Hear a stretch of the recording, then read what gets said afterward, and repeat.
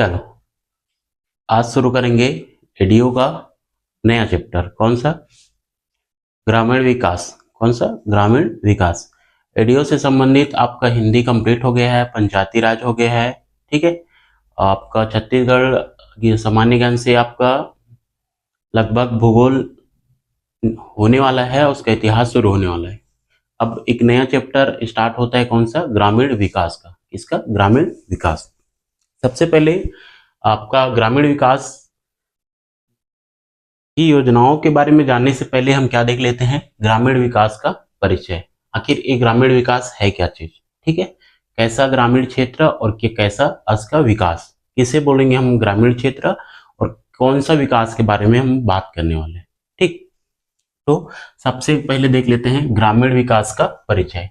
इसके अंतर्गत देखेंगे पहला ग्रामीण क्षेत्र, ठीक है। क्या देखेंगे? ग्रामीण क्षेत्र। चलो तुम लोग भी ध्यान से देखो ना। चलो क्या देखेंगे? ग्रामीण क्षेत्र क्या है, आखिर ग्रामीण क्षेत्र किसे कहेंगे, ठीक है। ठीक, तो इसे देखेंगे हम, इसकी परिभाषा, ठीक है। ग्रामीण क्षेत्र की क्या चीज? परिभाषा। और इसकी परिभाषा दी गई है कहाँ कहाँ दी गई है? तो जनगणना 2011 में। कहाँ? तो जनगणना 2011 में दी गई है, क्योंकि 2011 के बाद से अभी तक जनगणना नहीं हुआ है, तो अपना लेटेस्ट क्या रहेगा? 2011 ही रहेगा, ठीक। तो इसकी परिभाषा कहाँ है? जनगणना 2011 में। कहाँ? 2011 में, ठीक है, यहां तक। इसके बाद अब बात होता है ऐसा क्षेत्र, किसको बोलेंगे ग्रामीण क्षेत्र? तो ऐसा क्षेत्र जिसकी तीन विशेषता हो। क्या हो? तीन विशेषता हो। कौन कौन से तीन विशेषता? तो पहला देखेंगे, पहला क्या होना चाहिए? वहां की आबादी। क्या होना चाहिए? आबादी कितनी होनी चाहिए? आबादी, या इसी को क्या बोलते हैं? पॉपुलेशन। क्या बोलेंगे? पॉपुलेशन कितना होना चाहिए? उसके बाद जनघनत्व। जनघनत्व, ग्रामीण क्षेत्र के जनघनत्व कितना होना चाहिए? आबादी कितना होना चाहिए? उसके बाद क्या होना चाहिए? वहां की जो वर्किंग पॉपुलेशन है, या फिर इसी को क्या बोलेंगे? कार्यशील जनसंख्या, ठीक है, कितनी होनी चाहिए? अगर ये तीन विशेषता पाया जाता है कहाँ, किसी क्षेत्र में, तो उस क्षेत्र को क्या बोलेंगे? ग्रामीण क्षेत्र। कौन कौन से तीन? तो आबादी कितना होना चाहिए? तो 5000 से कम होना चाहिए। क्या होना चाहिए? 5000 या उससे कम होना चाहिए। उस क्षेत्र को क्या बोलेंगे हम लोग? ग्रामीण बोलेंगे। क्या कहेंगे? ग्रामीण या फिर रूरल। वहां की जनघनत्व कितनी होनी चाहिए, ठीक है। जनघनत्व अर्थात उस क्षेत्र प्रति किलोमीटर के अंतर्गत वहां निवास करने वाले व्यक्तियों की संख्या को क्या कहते हैं हम लोग? जनघनत्व, ठीक है। तो जनघनत्व कितना होना चाहिए? तो 400 व्यक्ति या उससे कम प्रति वर्ग किलोमीटर। जिस क्षेत्र में 4000 प्रति वर्ग किलोमीटर, 4000 बोलता हूँ, 400 प्रति वर्ग किलोमीटर से कम जनसंख्या निवास करेंगे, वो क्या होगा? आपका रूरल क्षेत्र या फिर ग्रामीण क्षेत्र के अंतर्गत आता है। कार्यशील जनसंख्या, देखो अब जनसंख्या में तो पूरे आ जाते हैं ना, जीरो से लेके लास्ट तक, लेकिन कार्यशील जनसंख्या से अर्थात उस जनसंख्या में जो कार्य करने की क्षमता जिसमें है, ठीक है, उस जनसंख्या को क्या कहते हैं? कार्यशील जनसंख्या कहते हैं। क्या कहते हैं? कार्यशील जनसंख्या, ठीक है। तो कार्यशील जनसंख्या कितना होना चाहिए? कार्यशील जनसंख्या का 75% जनसंख्या, ठीक है, कार्यशील व्यक्ति क्या होना चाहिए आपका? कृषि कार्य में, इसमें कृषि कार्य में क्या होना चाहिए? संलग्न होना चाहिए। क्या होना चाहिए? कृषि कार्य में संलग्न होना चाहिए। तो वह क्या हो जाएगा? आपका ग्रामीण क्षेत्र के अंतर्गत आएगा, ठीक है। और इनमें से आप बात करूं 75% में भी, तो 25% क्या होना चाहिए? इनमें से पुरुष होना चाहिए। क्या होना चाहिए? पुरुष होना चाहिए, ठीक है। क्या बोले? सेवा क्षेत्र, सेवा क्षेत्र एग्रीकल्चर नहीं आता, ठीक है। Job is not agriculture sector, तो सेवा क्षेत्र आपका एग्रीकल्चर के अंतर्गत नहीं आता। जो व्यक्ति कृषि कार्य में ही बस कार्य है उसी को क्या बोलेंगे हम लोग, कृषि कार्य में संलग्न जनसंख्या, ठीक है, उसी को क्या बोलते हैं, जो आपके कार्यशील जनसंख्या उनका 75% किसमें होना चाहिए, आपका कृषि कार्य में संलग्न होना चाहिए। वह क्षेत्र क्या होगा आपका ग्रामीण क्षेत्र, और इनमें से भी कितना 25% पुरुष होना चाहिए, कितना 25% पुरुष होना चाहिए, ठीक है। उस क्षेत्र को क्या बोलेंगे हम लोग ग्रामीण क्षेत्र, ठीक। यहां तक समझ आ रहा है, ठीक। दूसरा बात करूंगा मैं विकास का, किसका, विकास का, डेवलपमेंट ना, डेवलपमेंट, ठीक है। विकास, कैसा विकास, ठीक है, विकास, ठीक है, समझ आ रहा है, ग्रामीण विकास से पढ़ रहे हैं तो ग्रामीणों का विकास होना चाहिए, लेकिन कैसा विकास, किसे बोलेंगे हम लोग विकास, ठीक है। तो ऐसा प्रयास, कैसा प्रयास, ऐसा प्रयास, ऐसा प्रयास जो किसी क्षेत्र का उत्थान करे, जो किसी क्षेत्र विशेष का या क्षेत्र का क्या करे, उत्थान, उत्थान करे, वो क्या कहलाएगा आपका विकास कहलाएगा, क्या कहलाएगा विकास। और यह प्रयास कैसा होना चाहिए, सामूहिक होना चाहिए या फिर लगातार होना चाहिए, कैसा लगातार, या फिर ये क्या होना चाहिए नियमित, कैसा होना चाहिए, प्रयास कैसा होना चाहिए लगातार या फिर नियमित। विकास कोई घटना नहीं है, ठीक है, विकास कोई घटना नहीं है, development is not a accidental, ठीक है। ये कैसा है, ये लगातार या फिर नियमित सतत प्रयासों का क्या है परिणाम है, क्या है सतत प्रयासों का क्या है ये परिणाम है। तो विकास ऐसा प्रयास जो किसी क्षेत्र का क्या करे उत्थान करे, वो क्या क्या कहलाएगा आपका विकास कहलाएगा, ठीक है।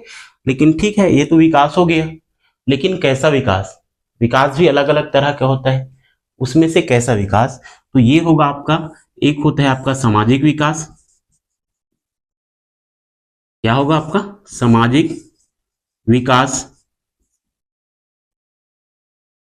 सोशल डेवलपमेंट, और एक क्या हो जाएगा आपका आर्थिक विकास, इसकी हम बात करेंगे, ठीक है। क्या हो जाएगा इकोनॉमिकल, इकोनॉमिकल डेवलपमेंट, ठीक है। दो विकास की बात करेंगे हम इसमें ग्रामीण विकास में, एक तो सामाजिक और एक आर्थिक विकास, ठीक है। सामाजिक विकास कैसा और आर्थिक विकास कैसा, देखो इसे समझो, जैसे कि कोई बच्चा है और वह पढ़ाई कर रहा है, क्या कर रहा है पढ़ाई कर रहा है, समाज में जन्म है, समाज में रहकर वो क्या कर रहा है अपना स्कूल एजुकेशन और कॉलेज एजुकेशन क्या कर लिए, कर लिए वो, ठीक है। समाज में एक पढ़ा लिखा व्यक्ति बन गया, क्या हो गया पढ़ा लिखा व्यक्ति, समाज की दृष्टि से जो और भी समाज में लोग हैं उनसे उनकी सोच समझ और जो मनन चिंतन करने की जो शक्ति होगा वो उससे अधिक होगा, कोई अच्छा ही कार्य करेगा, ठीक है। तो ये क्या हुआ आप उसका सामाजिक विकास हुआ, वो अच्छा व्यक्ति बन गया समाज में, वो क्या हुआ उनका सामाजिक विकास हुआ। अब पढ़ लिख तो लिया है लेकिन उसके जीवन यापन करने के लिए क्या चाहिए उसे, आर्थिक चीज चाहिए, इकोनॉमिकल, ठीक है। तो उसे जॉब चाहिए या फिर वो काम करेगा, कोई भी काम करेगा उससे वो क्या, उससे क्या मिलेगा पैसा। तो वही चीज मैं बात कर रहा हूं, हम लोग ग्रामीण विकास की बात करेंगे तो उसमें एक तो सामाजिक विकास उसका रहेगा और दूसरा क्या रहेगा उसका आर्थिक विकास, दोनों में से एक रहेगा ही। तो ग्रामीण विकास के अंतर्गत जितने भी योजनाएं पढ़ेंगे वो सब किसके अंतर्गत आएगा, या तो सामाजिक विकास से रिलेटेड रहेगा या तो फिर वो आर्थिक विकास, ठीक है। अब इतना सब जानने के बाद, इतना सब जानने के बाद एक परिभाषा बना सकते हैं इसका ग्रामीण विकास का, ठीक है। क्या कर सकते हैं एक परिभाषा बना सकते हैं, जैसे क्या होगा ग्रामीण क्षेत्र में किए जाने वाले सभी प्रयास, ठीक है, कौन सा क्षेत्र, ग्रामीण क्षेत्र में किए जाने वाले सभी प्रयास उस क्षेत्र का सामाजिक और आर्थिक विकास करे, वही क्या होगा आपका ग्रामीण विकास, क्या होगा ग्रामीण विकास। देखो ग्रामीण क्षेत्र में किए जाने वाले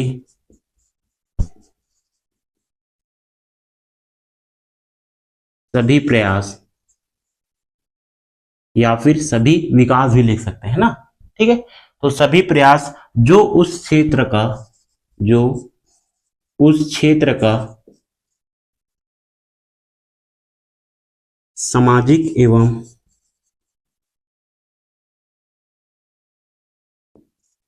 आर्थिक विकास करे, क्या करे, विकास करे, वही क्या कहलाएगा आपका ग्रामीण विकास। क्या कहलाएगा आपका ग्रामीण विकास। ठीक है यहां तक।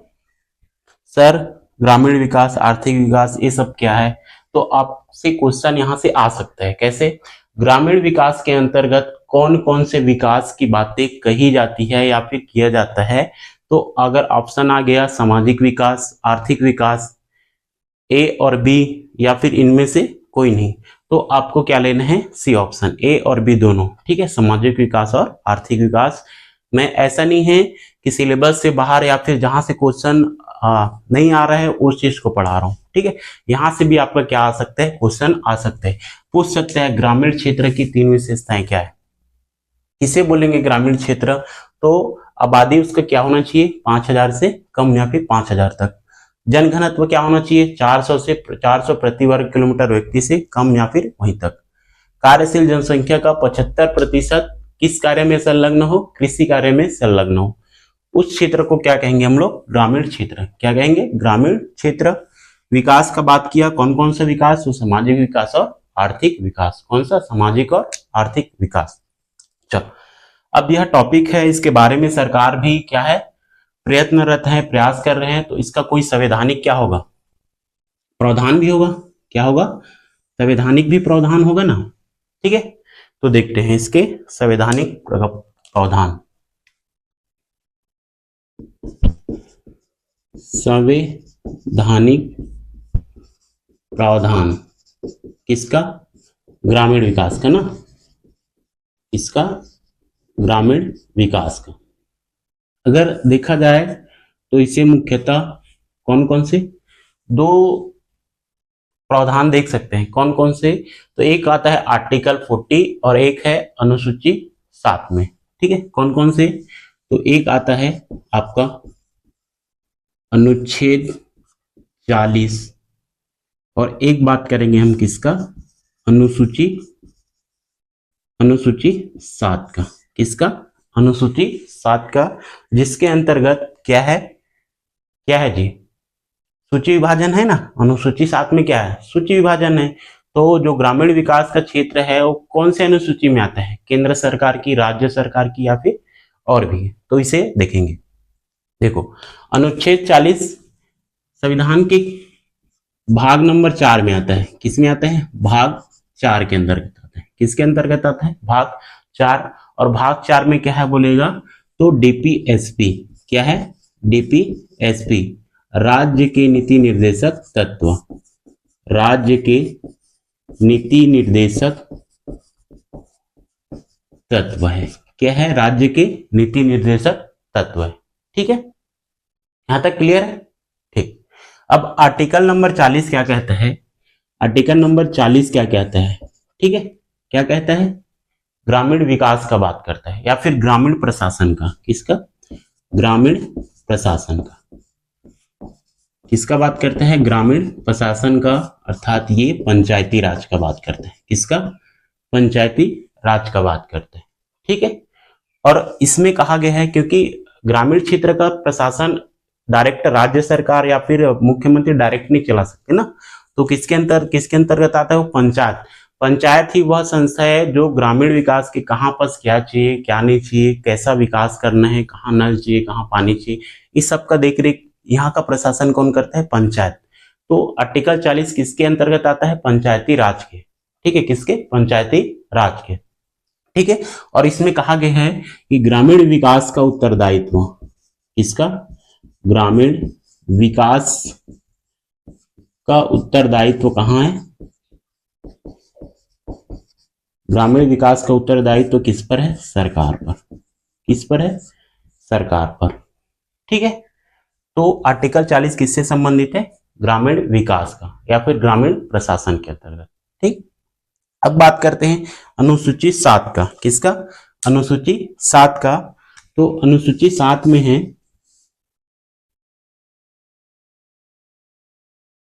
अनुसूची 7। कौन सा? अनुसूची 7। इसमें क्या है? सूची विभाजन है। क्या है? सूचियों का विभाजन। क्या है इसमें? सूची का विभाजन है। सूची विभाजन। अब इतना बड़ा देश है, राज्य है, जरूरी नहीं है या फिर ऐसा नहीं है कि केंद्र सरकार ही सभी क्षेत्र को देखेंगे, सभी योजनाएं को वही क्या करेंगे, निर्माण करेंगे, वही लागू करेंगे, ऐसा नहीं है। ठीक है। तो बहुत सारे ऐसे विषय हैं जो केवल केंद्र सरकार की है और बहुत सारे ऐसे विषय हैं जो उस पर कानून का निर्माण करता है राज्य सरकार।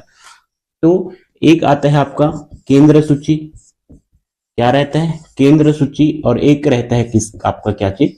राज्य सूची। केंद्र सूची के अंतर्गत केंद्र सरकार उसका कानून का निर्माण करते हैं और राज्य सूची के अंतर्गत राज्य सरकार क्या करते हैं? सूची का निर्माण करते हैं। लेकिन जब कुछ विषय ऐसा भी है कि न तो केंद्र सरकार एक अकेला कर सकता है और न ही राज्य सरकार, वो दोनों मिलकर क्या करना पड़ता है? उसे कार्य करना पड़ता है। उसे कहते हैं हम कौन सा? समवर्ती सूची। तीसरा सूची कौन है? समवर्ती सूची है। क्या है? समवर्ती सूची। और समवर्ती सूची में ही क्या कहा गया है? क्या कहा गया है? आर्थिक एवं सामाजिक विकास हेतु क्या है? योजनाएं के बारे में कहा गया है। अगर बात करूं समवर्ती सूची में कुल 52 विषय हैं। कितने हैं? 52 विषय हैं। ठीक है। कौन कौन सा? तो वो बाद में पढ़ेंगे। कौन कौन सा विषय है वो किस में आ जाएगा? संविधान पढ़ेंगे, उसके अंतर्गत देखेंगे कि केंद्र सूची, राज्य सूची और समवर्ती सूची, उसके बारे में अलग से एक वीडियो रहेगा। ठीक। तो जब बात करेंगे सीरियल वाइज समवर्ती सूची के 1 2 3 4 5 6 7 ऐसे करके, तो आप देखोगे सीरियल नंबर 20 में, ठीक है, किसमें? 20 में कहा गया है कि ग्रामीण आर्थिक एवं सामाजिक विकास हेतु योजनाएं के बारे में कहा गया है। किसके बारे में? सीरियल नंबर 20 में क्या कहा गया? ग्रामीण क्षेत्र में या फिर आर्थिक एवं सामाजिक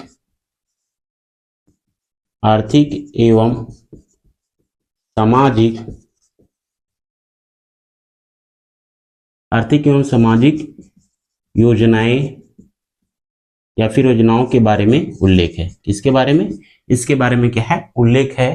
तो अगर संवैधानिक प्रावधान देखे तो ग्रामीण विकास के लिए अनुच्छेद 40 जो संविधान के कौन से भाग 4 में, जिसमें डीपीएसपी है, राज्य के निर्देश तत्व, उसके अंतर्गत ग्रामीण प्रशासन अर्थात पंचायती राज की बात कहा गया है और उसके अंतर्गत ग्रामीण विकास का उत्तरदायित्व किसे सौंपा है? सरकार। किस पर है? सरकार पर है। और बात करते हैं अनुसूची 7 का, तो उसमें है सूची विभाजन और उसमें केंद्र सूची, राज्य सूची और समवर्ती सूची। और समवर्ती सूची के अंतर्गत 52 विषय है और उनमें से 20वां नंबर का विषय किसके अंतर्गत आता है? आर्थिक एवं सामाजिक विकास हेतु योजनाएं। आर्थिक एवं सामाजिक योजनाएं हो गई है, विकास हेतु योजनाएं लिखनी है। ठीक है। विकास हेतु योजनाएं के बारे में क्या है? कहा गया है। ठीक। चलो, यहां तक क्लियर है ना? ठीक है। चलो, इसे नोट करोगे? चलो ठीक है, नोट कर लो जल्दी से। आते हैं किसमें? ग्रामीण विकास। ठीक है। आपके सिलेबस में दिया है प्रथम इकाई में। किसमें? पहला इकाई में, इकाई 1 में क्या दिया है आपका? ग्रामीण विकास की विभिन्न योजनाएं के बारे में दिया है। ठीक है। किसके बारे में?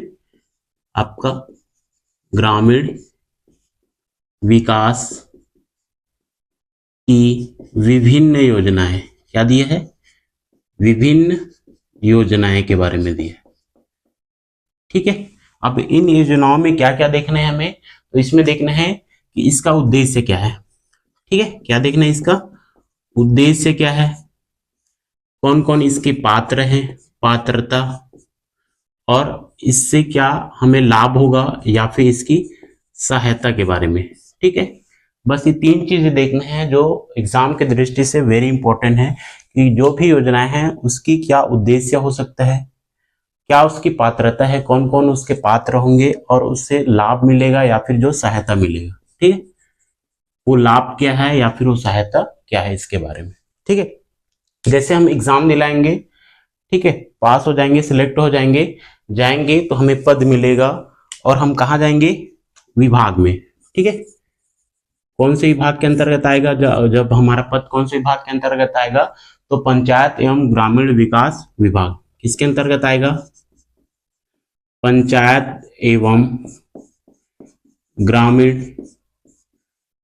विकास विभाग।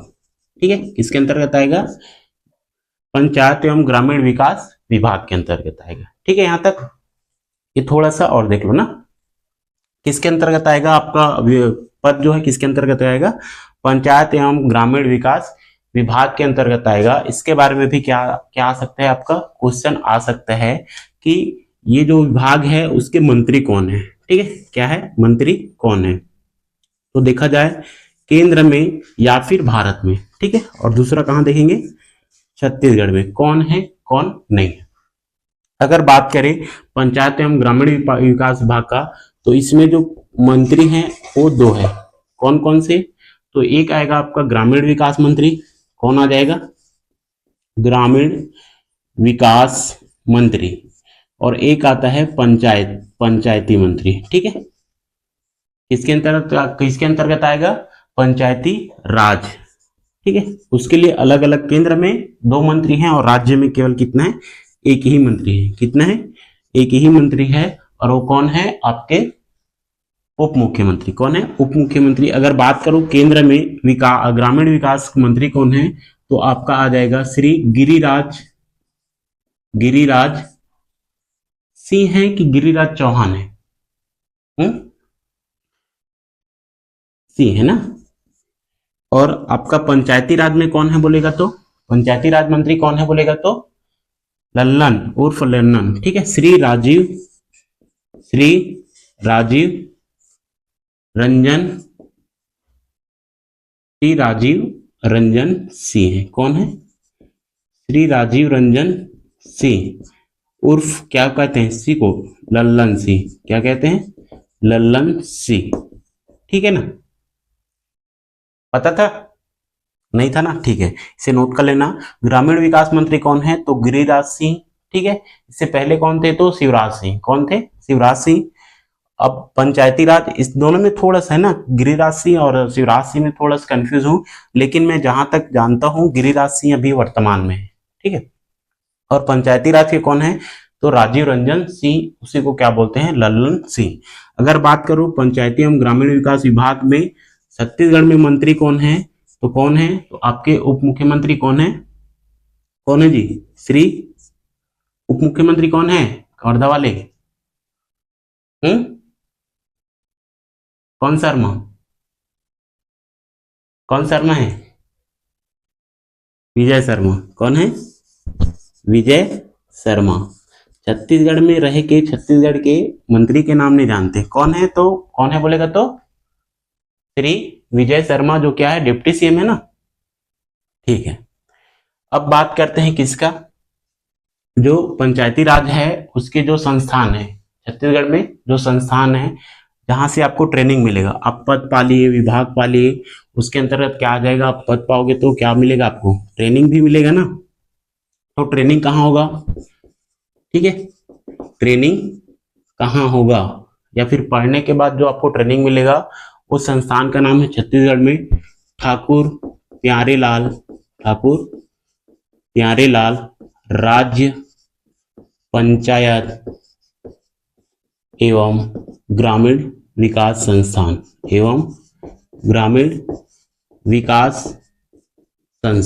क्या रहेगा, ग्रामीण विकास संस्थान। कहाँ है पूछेगा तो ये है आपका निमोरा में। कहाँ है, निमोरा, और निमोरा में कहाँ, रायपुर में। कहाँ, रायपुर निमोरा में। कौन सा, ये ट्रेनिंग जो संस्थान है वो। ठीक है, यहां तक क्लियर है। इसके बारे में आपको 4 डेट याद रखना है। क्या करना है, 4 डेट याद रखना है। कौन कौन सा, एक आ जाएगा आपका 24 अक्टूबर, एक याद करना है आपको, याद रखना है क्या चीज, 30 अप्रैल याद रखना है, 30 अप्रैल। उसके बाद रखना है 17 फरवरी 2011, ये 2005 और ये कितना 2001। ठीक है, इसके बाद याद रखना है क्या चीज, 26 ये जनवरी आ जाएगा और ये फरवरी। ठीक है, 2011। ये 4 डेट आपको क्या करना है, इस संस्था के लिए याद रखना है। क्या क्या हुआ था, तो 24 अक्टूबर 2001 को क्या हुआ था, इसका स्थापना हुआ था। क्या हुआ था, स्थापना हुआ था। ठीक, कब, तो 24 अक्टूबर 2001 में, 24 अक्टूबर 2001 में। ठीक है, 30 अप्रैल याद रखना है, किसके लिए, इसका लोकार्पण हुआ था। क्या हुआ था, लोकार्पण। ठीक है, या फिर क्या बोल सकते हैं इसको, उद्घाटन। ठीक है, उद्घाटन ना, ठीक है, क्या चीज, उद्घाटन। और इसलिए ये उद्घाटन को याद रखना है 30 अप्रैल को, क्योंकि उस समय कौन आया था, तत्कालीन प्रधानमंत्री कौन था, डॉक्टर मनमोहन सिंह। कौन था, डॉक्टर मनमोहन सिंह आया था। इसकी किस लिए लोकार्पण किया था, कौन, डॉक्टर मनमोहन सिंह। ठीक है, 17 जनवरी 2011 का बात करूं तो इस समय छत्तीसगढ़ सोसाइटी रजिस्ट्रेशन एक्ट 1973। ठीक है, क्या चीज, छत्तीसगढ़ सोसाइटी रजिस्ट्रेशन एक्ट 1973 ना, 1973। इसके द्वारा इस संस्था को स्वायत्त संस्थान, क्या चीज, स्वायत्त संस्थान अर्थात ऑटोनॉमस कर दिया गया था। कब, 1973 एक्ट के तहत 17 जनवरी 2011 को क्या हो गया था, ऑटोनॉमस। ठीक है, स्वायत्त संस्थान, इतना याद रहेगा। ठीक, अब 26 फरवरी क्या हुआ था, पंजीयन होना शुरू हो गया था, रजिस्ट्रेशन। क्या चीज, रजिस्ट्रेशन, इसी को क्या बोलते हैं, पंजीयन। तो ये 4 डेट किसके लिए इंपॉर्टेंट है, ये जो संस्थान है जो कि कहाँ है, निमोरा। कौन सा संस्थान, तो ठाकुर प्यारेलाल राज्य पंचायत एवं ग्रामीण विकास संस्थान, जो कि कहाँ है, निमोरा में। कहाँ है, निमोरा में। ठीक है, अगर मैं बात करूं जो इस संस्थान है क्षेत्रीय पंचायत एवं विकास प्रशिक्षण जो ट्रेनिंग सेंटर है, वो छत्तीसगढ़ में कहाँ कहाँ है, तो इसके 6 जगह में है। कहाँ, 6 जगह में ट्रेनिंग सेंटर। ट्रेनिंग सेंटर कौन कौन से 6 जगह में, तो हमारे कितने संभाग है, राज्य में कितने संभाग है, कुल 5, 1 2 3, ये 5। ठीक है, कौन कौन सा, तो ये कौन सा है, सरगुजा संभाग। कौन सा, सरगुजा, बिलासपुर, दुर्ग, रायपुर और बस्तर। ठीक है, अगर मैं बात करूं कौन सा, सरगुजा का, तो यहां पास है कौन सा, अंबिकापुर में है। कहां है, अंबिकापुर में। ठीक है, अगर मैं किसका बात करूं, इसका, किसका, बिलासपुर संभाग। कौन सा, बिलासपुर संभाग का, तो ये बीएसपी और कहां, रायगढ़। कहां है, रायगढ़ में है। दुर्ग का बात करूंगा तो आरजेएन अर्थात राजनांदगांव में। कहां, राजनांदगांव। और रायपुर संभाग का बात करूं तो ये मोस्ट इंपॉर्टेंट है, क्योंकि रायपुर संभाग में धमतरी जिला में है। कहां, धमतरी जिला के कुरुद में। कहां है, धमतरी जिला के कुरुद में है। किसका, इसका ट्रेनिंग सेंटर। ठीक है, अगर बस्तर का बात करूं तो ये यहाँ है जगदलपुर में। कहां, जगदलपुर में। तो इसका ट्रेनिंग सेंटर पूछेगा तो कुल 6 है। कहां कहां है, तो सभी संभाग में एक एक कर लेना।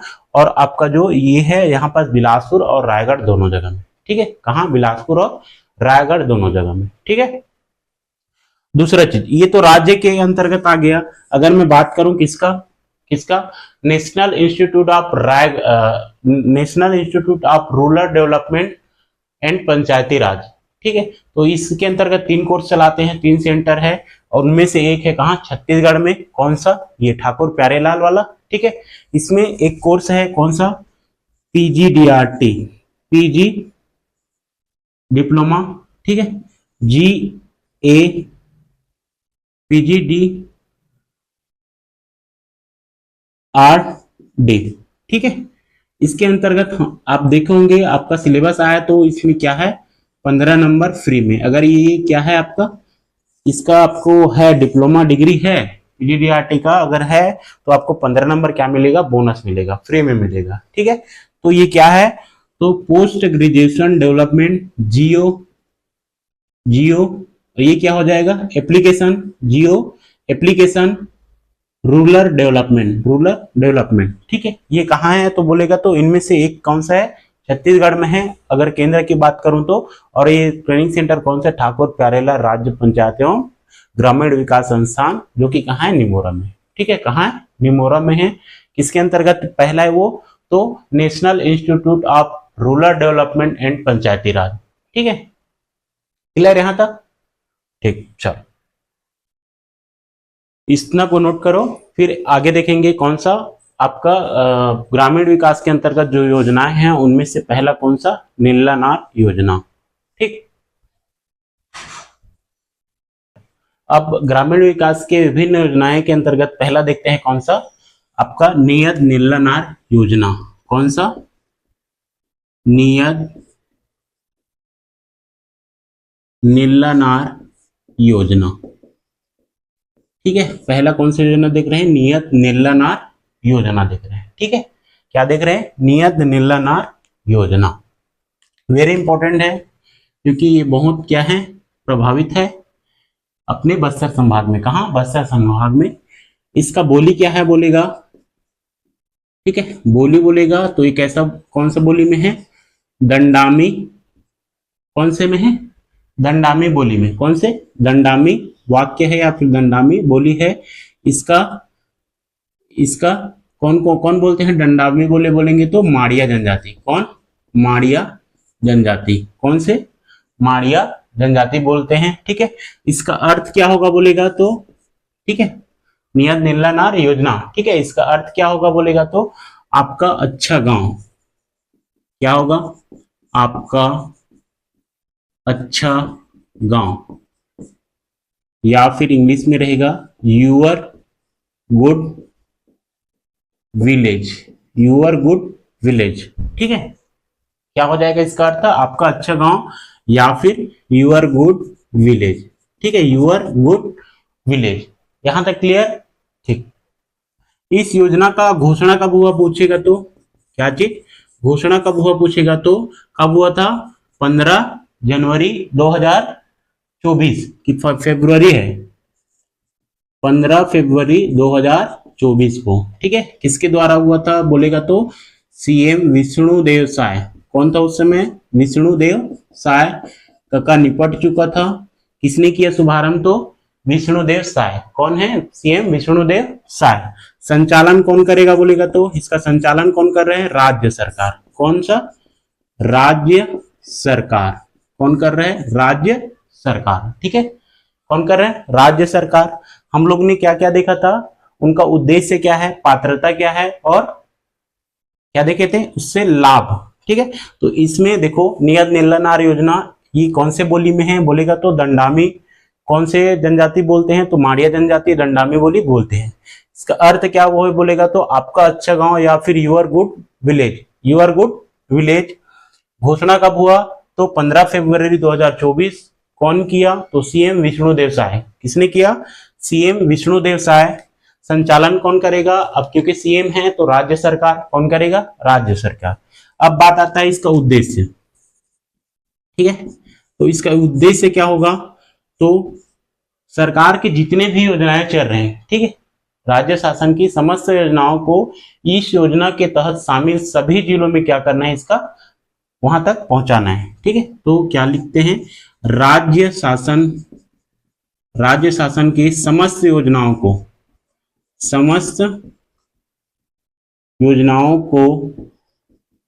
इस योजना के माध्यम से, इस योजना के माध्यम से शामिल क्षेत्र या फिर क्या कह सकते हैं, शामिल जिलों तक पहुंचाना। ठीक है, जिलों तक पहुंचाना इसका क्या है, उद्देश्य है। जितने भी सरकार की योजनाएं हैं उन योजनाओं को इन माओवादी प्रभावित क्षेत्र या फिर उस जिला तक क्या करना है, उसे पहुंचाना है। क्या करना है, पहुंचाना। यही उनका क्या है, उद्देश्य है। इस योजना का क्या है, यही इसका उद्देश्य है। ठीक है, प्रावधान कहाँ हुआ है करके बोलेगा, ठीक है, क्या चीज, प्रावधान। तो ये माओवादी प्रभावित क्षेत्र, कहाँ, माओवादी प्रभावित क्षेत्र कौन सा है, छत्तीसगढ़ का बस्तर संभाग, कहाँ, बस्तर संभाग, कहाँ, माओवादी प्रभावित बस्तर संभाग। और बस्तर संभाग के कितने क्षेत्र में क्रियान्वयन है, तो 5 जिला में, कहाँ, कौन कौन से, 5 जिला में। तो कौन कौन से 5 जिला में पूछेगा, तो पहला कौन कौन सा आ जाएगा आपका, कांकेर, कांकेर में है, और नारायणपुर, नारायणपुर आपका आ जाएगा, बीजापुर, कौन सा, बीजापुर। और कौन कौन सा आ जाएगा बताओ तो, कांकेर, नारायणपुर, बीजापुर और दंतेवाड़ा और सुकमा, कहाँ, दंतेवाड़ा और कहाँ, सुकमा में, कहाँ, सुकमा में। ये क्या है, ये योजना क्या है, क्रियान्वित है, ठीक है, क्या है, क्रियान्वित है। कौन कौन से, तो 5 जिला है, कौन कौन से संभाग के, तो बस्तर संभाग के 5 जिला, कौन कौन सा, कांकेर, नारायणपुर, बीजापुर, दंतेवाड़ा और सुकमा में, कहाँ, सुकमा में, ठीक है। 5 जिला हो गया, इसके अंतर्गत आपका आ जाएगा 8 विकासखंड, कितना, 8 विकासखंड शामिल है, आज 8 विकासखंड क्या है, शामिल है। और कितने गांव है बोलेगा, तो 90, कितने हैं, 90 गांव, कितना गांव है बोलेगा, तो 90 गांव, ठीक है, यहां तक क्लियर है, ठीक। उद्देश्य क्या है, राज्य शासन के समस्त योजनाओं को क्या करना, इस योजना के माध्यम से उन तक क्या करना, पहुंचाना, इसका क्या है, उद्देश्य है। प्रावधान क्या है, माओवादी प्रभावित क्षेत्र कौन से, छत्तीसगढ़ में बस्तर संभाग, वहां के 5 जिला, 8 संभाग, 8 विकासखंड, सॉरी संभाग बोल दिया, 8 विकासखंड और 90 गांव में क्या है, ये संचालित है। कौन कौन से जिला, तो कांकेर, नारायणपुर, बीजापुर, दंतेवाड़ा और सुकमा, कहाँ, सुकमा में, ठीक है। प्रारंभ में यहाँ क्या किया था, प्रारंभ में कितना कैंप स्थापित था, 14 कैंप, कितना कैंप, 14 कैंप क्या था, स्थापित था, कब, प्रारंभ में, ठीक है, कब, प्रारंभ में। और वर्तमान में कितना है बोलेगा, तो वर्तमान में कितना है, 23, कितना है, 23 कैंप है। और इस कैंप के, ठीक है, किसके, इस कैंप के प्रारंभ में 5 किलोमीटर था, 5 किलोमीटर के दायरे में जितने भी गांव आते थे वो सब इस योजना के क्या करते थे, लाभ उठा सकते थे, यहाँ पर योजना लागू होता था। लेकिन अब इसे बढ़ाकर कितना कर दिया है, 10 किलोमीटर, अभी अभी हुआ है ना, तो कितना क्षेत्र आ जाएगा उनका, जिस कैंप से कितना, 10 किलोमीटर की दूरी के अंतर्गत आ जाएगा, ठीक है। और कैंप कैसा रहेगा, ये पुलिस कैंप होता है ना, या तो इसमें बीएसएफ के जवान रहेंगे, सीआरपीएफ रहेंगे, या फिर पुलिस, ठीक है। तो प्रारंभ में कितने कैंप है पूछेगा, तो 14 कैंप था, वर्तमान में 23 कैंप, उस कैंप के 5 किलोमीटर के अंतर्गत दायरे में था, लेकिन अब ये कितना हो गया, 10 किलोमीटर के दायरे के अंतर्गत जितना भी गांव है सब इस योजना में क्या हो जाएगा, शामिल हो जाएगा, ठीक है, ठीक।